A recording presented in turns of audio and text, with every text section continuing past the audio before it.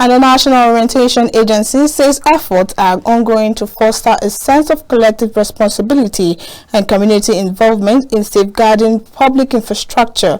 The Director General of NOA, alongside community leaders, security agencies, and residents at a one-day stakeholders dialogue for residents of Gwagwalada Area Council of Federal Capital Territory, renewed commitment to address the issue of infrastructure destruction. Benedict Uku has more in this report.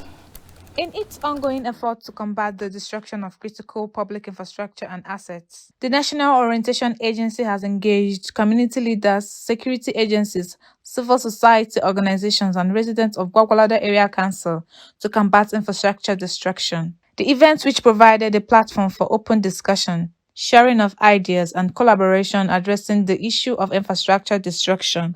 The Director General NOA, represented by Director Public Enlightenment Teresa Madueke, emphasized the significance of protecting public infrastructure for the overall development.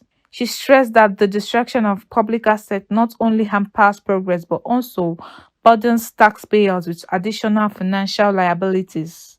It is necessary that we do it so that we remind them that these installations and facilities and other assets within their community is for their good, and they should own it, owning it by protecting it, making sure it does not get vandalized by anyone, and report if they see anybody trying to do so. Going forward now, as we have engaged the traditional leaders, religious leaders, and other critical stakeholders, we have begged them and appealed to them that at their various worship places, they should please add this as a message, even though it's not a religious thing, but we should do what is right. Doing what is right is also godly. The chairman, Gwagwalada Area Council, represented by Secretary Mohammed Sabo, and various community leaders shared their insights as they emphasized the need for robust community engagement, improved security measures, and strict law enforcement to deter acts of vandalism and destruction. In Gwagwalada here, we have a pipeline cutting across part of there's a need for the community within those pipelines to be sensitized and be told that they will be held responsible. There's a need for anybody living within any transformer be informed of you cannot escape if anything happens to the transformer. As a traditional ruler, we will take this message to nook and corners of our areas, and we ensure that people obey this good habit of doing things.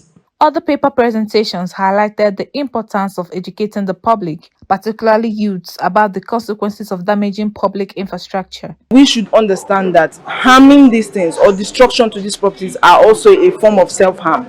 We are not promoting ourselves, we are not helping ourselves. If a community has just one bank and you go there and destroy it because you are angry, they don't have cash, you're the one who is going to suffer because you're living in that community. So many people are not aware of the effects of these things. They just like I said, they look at it like it's not theirs. So that ignorance plays a major role. That is why we have programs like this, to help them recognize it. And then some other things, education too, and the rest of it. Several suggestions were also made to launch awareness campaigns through schools, local media outlets, and community outreach programs. A good time for this organization to organize such a team to sensitize the community that government property need to be protected and kept safe. And police and in the support of the organization for such a new project. National Orientation Agency also reviews the plan to replicate similar initiatives in other parts of the country to promote collective responsibility and safeguard critical public infrastructure for the betterment of all citizens.